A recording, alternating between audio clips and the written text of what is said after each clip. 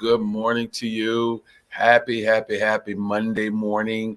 It is another opportunity for 7 minutes at 7 a.m. How are you? As always, let me know in the comments section. I am here every Monday and Friday for 7 minutes at 7 a.m. Thank you so very much. I hope all is well. If not, we're just not finished yet, right? You know, so let me know, greet me, let me know how you're doing in the comments section. I'm going to steal about 10 seconds to greet people that are on this morning. Good to see you, Latanya Smalls. Good to see you, Pastor Donald. Good to see you, Ma Emma. Always good to see my sweetheart. God bless you, Gina McPherson and Mom. Amen. God bless you, Pastor Kingsbury, my brother. God bless you. Thank you so much for tuning in today. So every Monday and Friday, I put a little thought in your atmosphere, put a word in your atmosphere for you to take it for what it could be useful for, or something for you to pray on further, research further. And so with that being said, here we go. All right, so the word that I'm going to deal with today is called endurance. Everyone said endurance. It is the ability to withstand hardship or adversity, to sustain a prolonged effort or activity. Endurance. The ability to withstand hardship or adversity, to sustain a prolonged effort or activity. Listen, man, oh man, oh man. Isn't it wonderful that you can really say that you've endured some things? That means however long it took, you outlasted the situation. That's all it means. It means if it hit you 85, you pushed 86. You outlasted it. You had the ability to withstand the hardship or adversity, to sustain a prolonged effort or activity. Beloved, as you now should know, we really aren't in a sprint. We are in a marathon. We are in the process of enduring. Can I just slide this in? There are some things that you're going to have to go through. You're going to have to endure. Not a popular word right now for many people. They just want out. Well, beloved, there are some things you can get out, but you're going to have to endure some other things. So it's the ability to withstand hardship or adversity, to sustain a prolonged effort or activity. Let me just throw a few things out here to help you out today. I believe this is in Hebrews 12. Matter of fact, I know it is.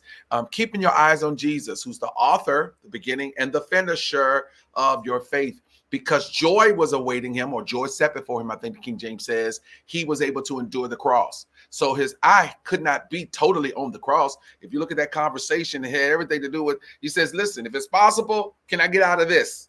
But joy, he had his eye on joy.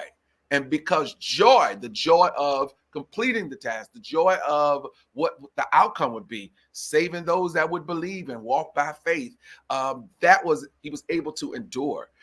He was able to endure the cross. He's disregarding the shame of the cross, bypassed the pain of that because the joy that was set before him was greater. This is how he endured the cross.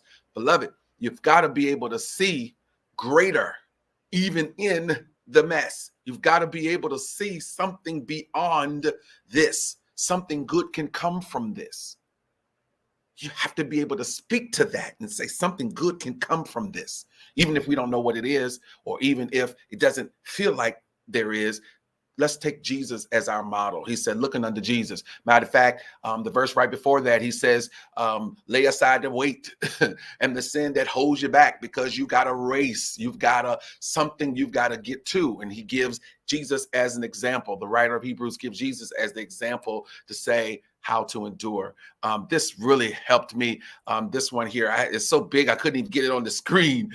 Endurance. It is the spirit. It's coming across your screen at the bottom. It is the spirit which bear things, not simply with resignation, because it's talking about how you endure, right? But with blazing hope.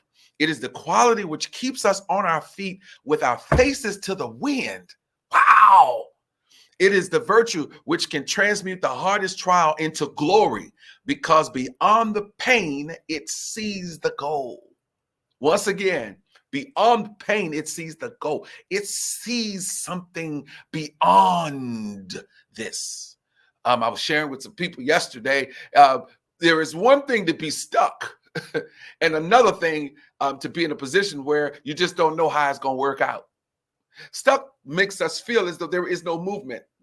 I'm frozen. I'm in cement. I just don't know how it's going to work out yet, but it's going to work out. Endurance. I love this. If God sends us on strong paths, we are provided strong shoes. Oh man, I hope y'all like that like I like. If he sends us on strong paths, we are provided strong shoes. Why? Because it is not the strong path that is the thing.